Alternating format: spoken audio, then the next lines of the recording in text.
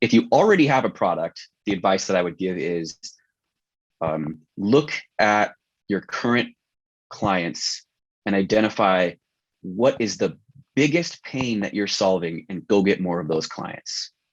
Hey, I'm Aaron Krall. I work with SaaS founders. Specifically, I turn undiscovered SaaS companies into the market leaders.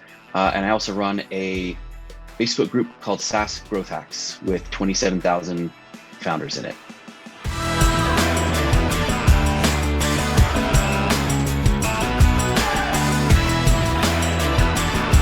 People use startup kind of loosely sometimes. So if you're a startup that's under 20,000 MRR, your key metric should be sales and retention. Those are the two things that you need to worry about. Going out, getting as many sales as possible, and then making sure those customers are happy and that retention is high. If you can solve those two problems, then you can scale it. But if you can't sell it and you can't retain customers, if you start scaling a process that's broken, then you're gonna really struggle. So there are thousands of bottlenecks that could prevent a SaaS company from growing. It depends on what the symptoms you have in your growth.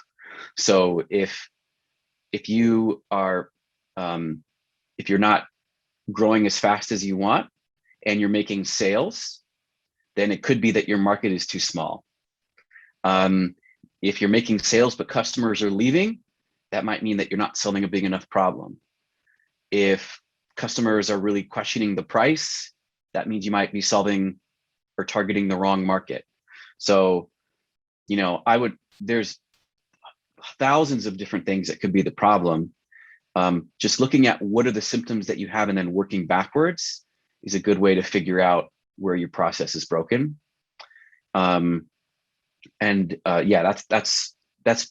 It's a hard question to answer because there's so many different answers.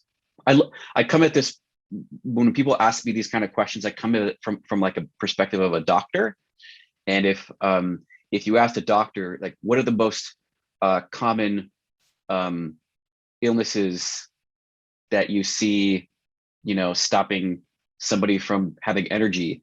It's like, wow, that could be millions of things. It could be not eating well. It could be, low testosterone. It could be this or that. So we have to come in and do a test, right? Do a blood test of your SaaS company. And that's what we do, is we do like a blood test, and then we find out what's wrong. And then after we diagnose it, then we can solve it.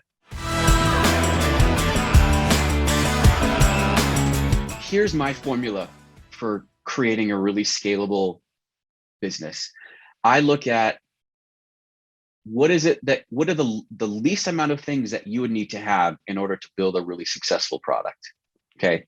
What is the 20% of things that if you just got right would mean that you would have a scalable business?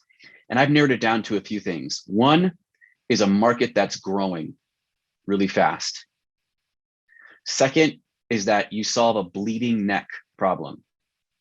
So a bleeding neck is like a problem that if they don't solve right now, they could die, right? Some people try to solve mosquito bite problems or, like mild irritation, right? But you can charge a lot more for heart surgery than you can for Tylenol because you're solving a much bigger problem, right? So a market that's growing, you find a bleeding neck,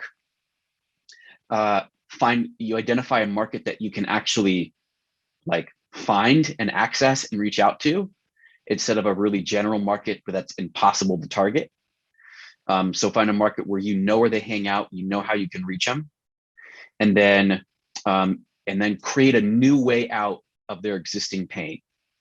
So I don't typically like what I call improvement offers, which is doing what everyone else is doing, but just a little bit better. It's harder to sell that than it is to solve a problem in a new, exciting, different way. So if you got those things together, you can be terrible at sales. You can have a lot of things wrong, and still have a growing, successful SaaS company. Usually SaaS founders are entrepreneurs. They're people who want to have more control because they're tired of being told what to do. They have big ideas. They're usually problem solvers, and they're thinkers, and they're creative in one way or another. And those types of people usually have a lot of insecurities around the one is undervaluing the product, undervaluing what your product, the pain that your product solves, and how much you should charge. I know a lot of founders that build a product and don't charge very much because they feel like it's not solving a big enough problem. And a lot of times it's solving a really big problem and you can charge a lot more. Another one is the fact, just because of previous trauma and experiences, I'm speaking from my own personal experience, trauma growing up around things like, I'm not worthy of success. Who am I to deserve success? Also, thinking too small. I talk to a lot of founders that say, what is your goal? And they're like, we just want to make $100,000, right? Or $1 million. And wow, that's great, but you're thinking small. And what we'd like to do when I work with founders is expand their vision so they can think larger, because once they hit 2 or 5 million, that's great. I mean, we were shooting for 100 million, but we hit 5 million. That's not bad. And then also, one of the biggest insecurities, I think, is just feeling like you have to do it yourself. I think it's another big insecurity, is that in order for me to be successful, I have to come up with all the good ideas and I have to do everything myself. And there comes a point where that switches and you're like, all right, I'm ready to hire anyone to help me. But there's a point at which a founder needs to step back from the business and let other people run it who can do it better than they can. In Eastern Europe, there's a lot of advantages that you have. There's a lot of really good programs for developing tech companies and startups to get funding that's not available in the US. There's also some disadvantages, right? English might be a barrier if you're going after the English-speaking market. The main advice that I would give to an Eastern European founder is, if you already have a product, the advice that I would give is, look at your current clients and identify what is the biggest pain that you're solving and go get more of those clients.